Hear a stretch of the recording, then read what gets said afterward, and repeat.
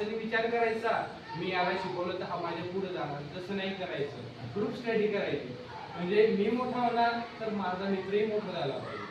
तर ह्या विचाराने जर तुम्ही केलं ना, मग सर्व मित्र सेटल होणार. त्यावेळेस म्हणणार आपण सोबत होतो म्हणूनच केलं आहे ना.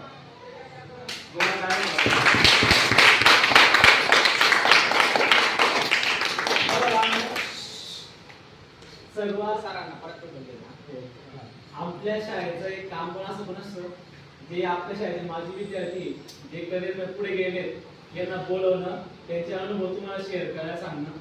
त्याचप्रमाणे असं कधी एक असा एक घटक असा आहे, एखाद्या टेक्निकल काम करणाऱ्या व्यक्तीला आहे ना, टेक्निकल डिग्री असणाऱ्या व्यक्तीला किंवा व्यावसायिक व्यक्तीला बोलवणं, त्याचा अनुभव शेअर करायला लावणं, हे आपल्याला लावून दिलेले काही घटक आहे. तर त्याचप्रमाणे दादा काही कामानिमित्त आपल्या शाळेत आले तर त्यांनी तुमचा अनुभव शेअर केला, तुम्हाला त्या बऱ्यापैकी गोष्टी तुम्हाला त्यातून शिकायला मिळाल्या. त्यानंतर आपलं नशीब की दादा आले आणि आपल्याला त्यांनी वेळ दिला, यासाठी आपण त्यांचे खूप खूप आभार मानले पाहिजे. संपूर्ण शाळेतर्फे, संपूर्ण विद्यार्थ्यांतर्फे, संपूर्ण शिक्षक स्टाफतर्फे दादाचे खूप खूप आभार. तर दादासाठी एका जोरदार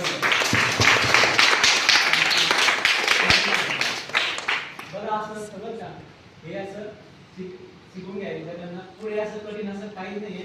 या दादांच्या लेवलमध्ये जरी तुम्ही पोहोचायला जरी म्हटलं तरी सुद्धा खूप चांगलंच होणार आहे बरं का. आणि दादाने सांगितलं कोणी शिक्षक झालं कोणी काय झालं, उद्या तुमच्याचपैकी जर या अभावितेचं नाव रोशन करणार, तुमच्याचपैकी बरं का, तुमच्याचपैकी 100% करणार.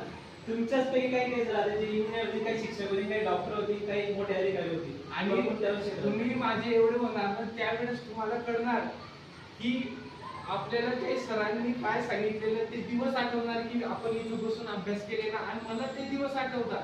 तुम्हाला टेबल वगैरे आम्हाला टेबलने आम्हाला चटाई असायची, आम्ही असे बसायचो.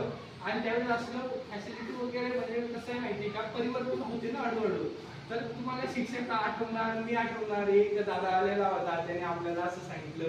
खरंच आपल्याला त्यांच्या सांगण्यामुळे थोडाफार फरक पडला. कसं असते माहिती का, मार्गदर्शन महत्वाचं असते. आणि कसं माहिती शिक्षक आहेत तर ते आपल्याला योग्यच मार्गदर्शन आहे ना. जीवन घडवणारा कोण असतो, एक आई वडील असतात आणि दुसरे शिक्षक असतात.